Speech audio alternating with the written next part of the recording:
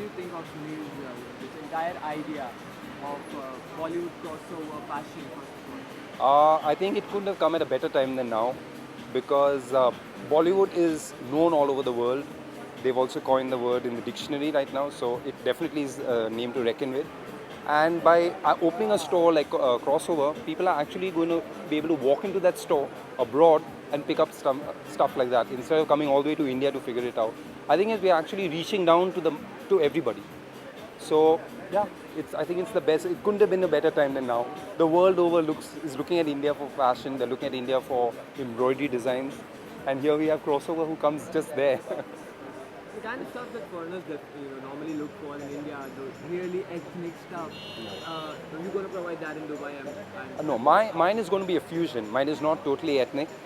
I export a lot, and I export corsets to Italy. So mine is definitely going to be high-end but fusion wear. I'm just doing separates. I'm doing tops, not so many bottoms, because you can do a corset, but a person can team it up with anything else. So they can wear jeans or however they wear the rest of their clothes.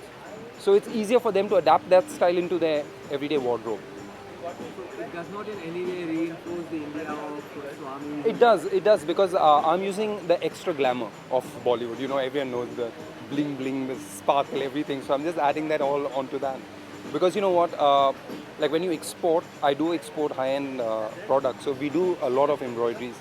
But with Bollywood, you have to go even higher than that because that's what Bollywood's all about. Talking about Bollywood, do you think Bollywood has recently started getting more importance, more appreciation to a designer's work? Definitely. I think now they've realized that people are looking at Bollywood for inspiration to wear clothes on the road.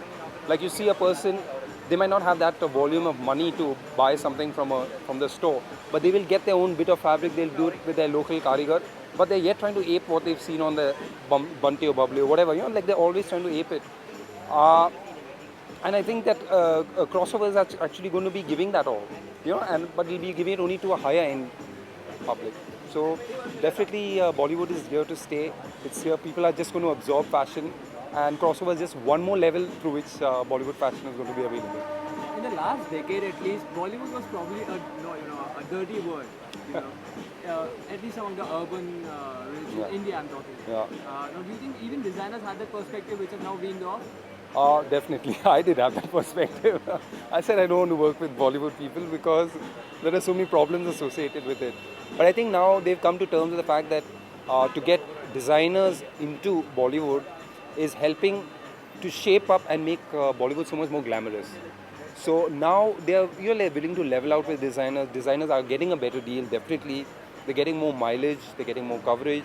They're going to bigger designers to pick up wardrobes. So it's definitely looking better than it was 10 years ago, definitely. And it'll get better, I think, from here on. If there was one person in Bollywood for whom you could design, whom would you choose and why? Give me an elaborate That's a answer. trick question. That's a trick question because, see, the thing is for me, my challenge is anybody. Because the idea is to change the way the person dresses and how to make them comfortable in your garment. So for me, my challenge, you put anyone in front of me and I'll try to style them my way. I'm not being diplomatic, but for me, everyone is a challenge. Like an Aishwarya is just so beautiful.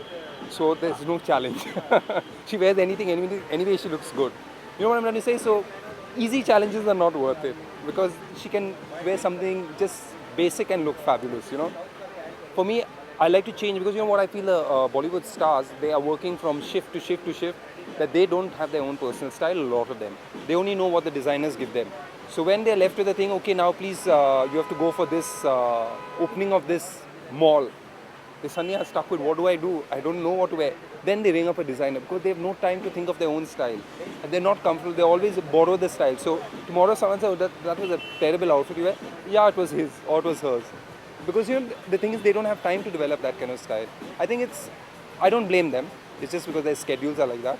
But here we are to help them off with their style. Okay, now don't done this one. Who's the worst dressed person in the industry? I can't think of anyone. You can't do this to me. No, I don't think anyone is worst. You know what? what we see of how Bollywood stars dress is how they dress for us to see. I'm not being diplomatic, but think about it.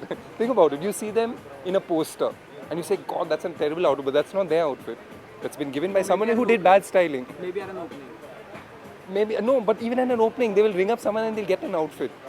You'll never see them dress in their own clothes. I guess only in their house when they get up in the morning. Okay, let them blame who they want to. I want to know who the worst dressed person in the industry. Let me think. No, I don't think I don't think it's worth it to say that. No.